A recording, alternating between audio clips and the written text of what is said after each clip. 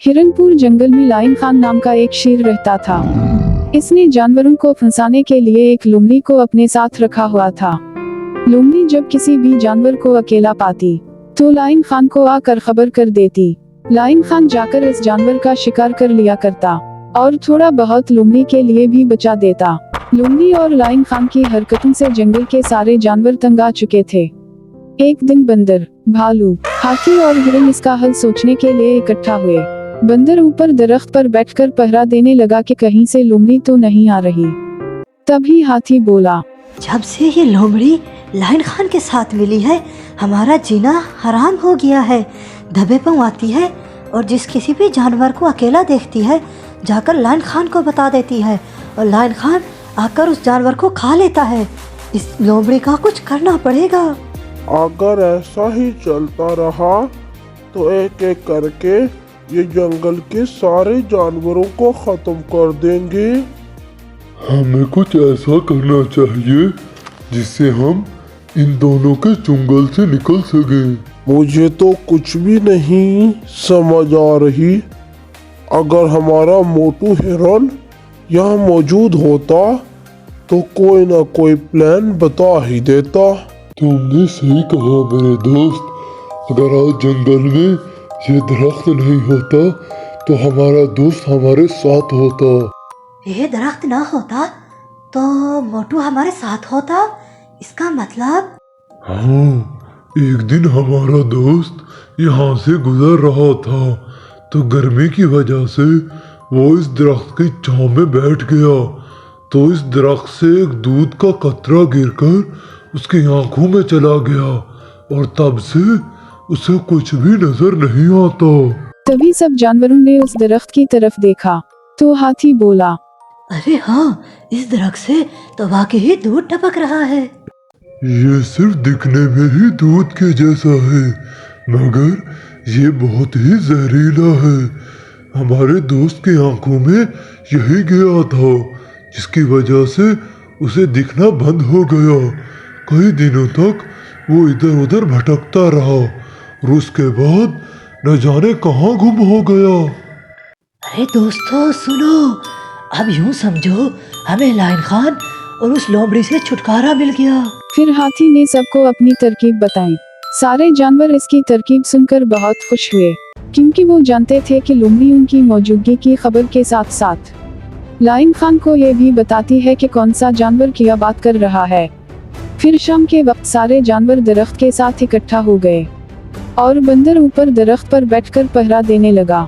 सब जानवर जोर जोर से बात करने लगे ताकि लोमड़ी उनकी आवाज सुनकर इधर आ जाए। थोड़ी देर बाद बंदर ने देखा कि सामने से लोमड़ी आ रही है तो वो खुश होकर बोला, दोस्तों, लोमड़ी इसी तरफ आ रही है, चलो अपना काम शुरू कर दो। बंदर की बात सुनकर सारे जानवर और जोर जोर से हंसने लगे। लोमड़ी उनकी हंसी सुनकर जल्दी से उनके पास आई और पास आकर झाड़ियों में छुपकर उनकी बातें सुनने लगी। तो उसने सुना, दोस्तों, आज के बाद हम कभी भी लाइन खान और उस लोमड़ी के जंगल में नहीं फंसने वाले। हमारे हाथ ये पत्तियां जो लग गई हैं। सही कहा मेरे दोस्त। अब तो हमारी आंखें इतनी तेज हो जाएंगी कि लोमड़ी और शेर को दूर से आते ही पहचान लेंगे।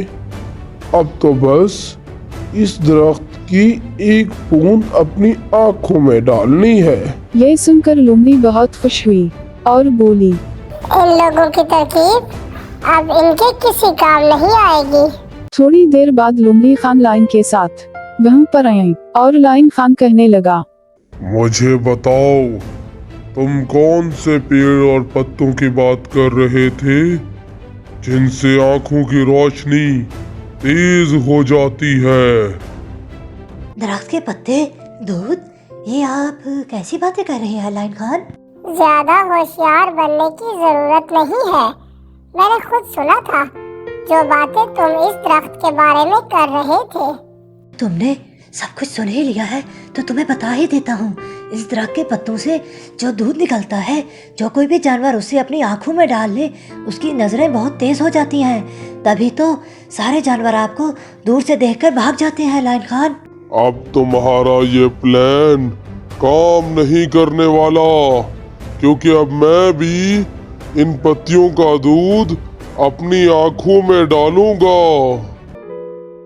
लेकिन लाइन खान, तुम इसे अपनी आंखों में कैसे डालोगे?